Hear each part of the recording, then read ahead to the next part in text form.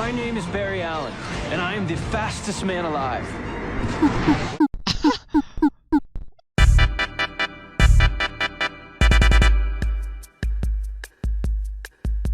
Hey there, comrades.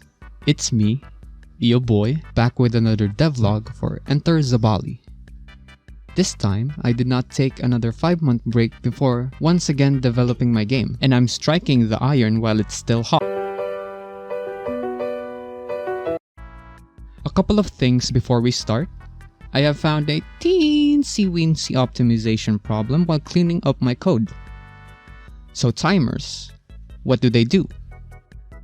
They count down to 0 and send a one-time signal, right? Well, in Godot, timers are a little different.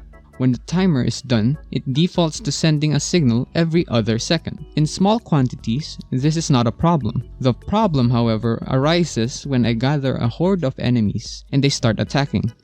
All of their attack speed and even the player's timer would constantly fire a signal even after they are done attacking, thus hurting the performance of the game.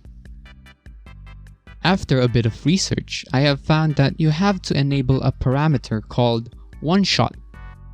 This would cause the timer to emit a one-time signal after finishing a countdown. Hello? Godot? Why is this not a default option? In my downtime, I would often watch other indie dev channels and devlogs to get some ideas and inspiration.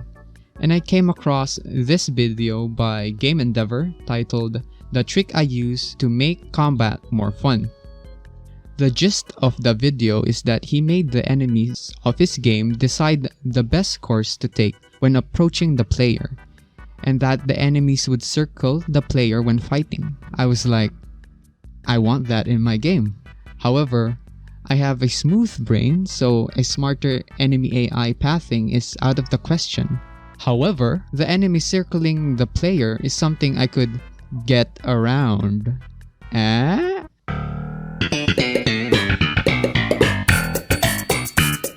It is simple as taking a point, which in my case is the player, and telling the enemy to circle that specific location. Like a good game developer, the implementation of that feature went very smoothly and I did not experience any sort of problem because I am a better developer. My code runs on the first compile and it does not have any bugs whatsoever because I am the best game developer. Yes, just look at this clip. Bam, bam. Ooh. Oh! Boom. Oh! Oh! Look at that background! Oh. The basic algorithm that I implemented was enemy seek player, if player found, chase player. If the enemy is in attack range, if can attack, attack player, and start attack speed timer. Else, rotate around the player. If you want to see the code, you can pause it right here. Oh, the enemies are much more fun to... Look at me giggling like a little child. I was so happy that I figured... I was so happy that it was perfect on the first try and I did not have to debug whatsoever. With that in place, I think it improved the combat system for my game. Now instead of the enemies kamikazing their way towards the player World War II style, they would now go around the player when they can't attack. This adds spice and flavor to the combat. Oh, and you can now also do critical EV, you mean the Pokemon EV, right? Close, but not quite, Mr. Kim. It is from Pokemon though. Effort values or EVs are special hidden values in specific stats. Speed, attack, health, and so on. Each Pokemon you defeat gives off EVs in one or more stats. One example, let's say that you defeat a Bulbasaur. Bulbasaur gives 1 EV to the special attack, and if you gain 4 EVs on a specific stat, you will gain 1 bonus point for that stat. Therefore, if you defeat one Bulbasaur, your Pokemon will gain 1 bonus point for the special attack stat.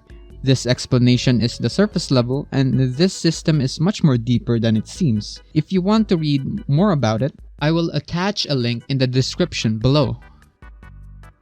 What I did was a beep boop bap. I will take that, duct tape it into my game, and use custom signals. Signals? Why not use if statements? It's easier to understand. Well, in some situations like movement calculations, it's better to use if statements. But in the case of the EVs, you don't need to check its value every frame. So signals are much more efficient to use. They are less like, Are we there yet? No! Are we there yet? Yes. Really? No! Are we there yet? No! Are we there yet? No, we are not! Are we there yet? No! and more like,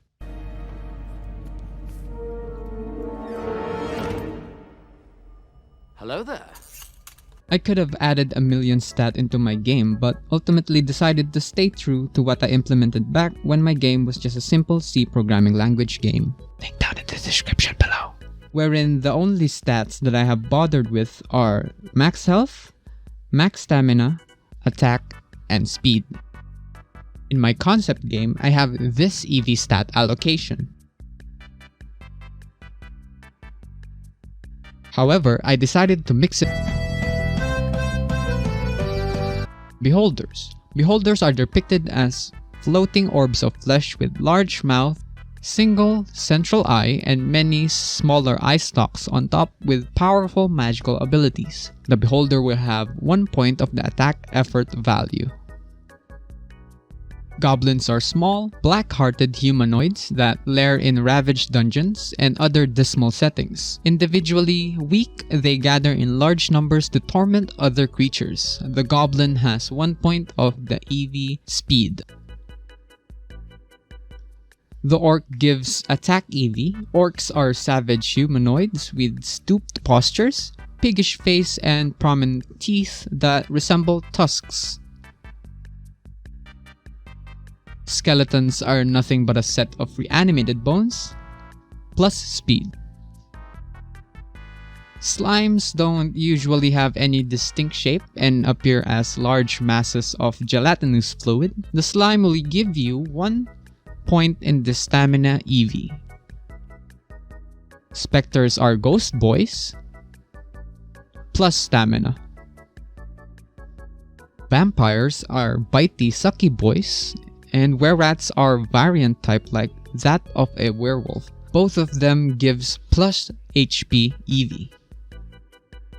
You may have seemed to notice that the enemies thematically don't fit, and you are right. The story of the game is that the last floor of the dungeon is a treasure room wherein each of the protagonists has something important to them, which were rumored to be held within the depths of Zabali. The treasures hoarded within Zabali were stolen by a powerful mage summoner, which also summoned various entities from different places and dimension to guard each floor of the dungeon. Many have entered Zabali, but none of them returned. Will you prevail? Wait, Zakir. If enemies have specific EV values, can we control which enemies spawn? Yes, I have this system planned which I will call the Fluorescent Assembly of Revolting Terrors, or in short, the FART system. The details of the FART system will be one of the main topics of the next devlog. Right now, you can download and play the current build of my game on my itch.io page, linked down below.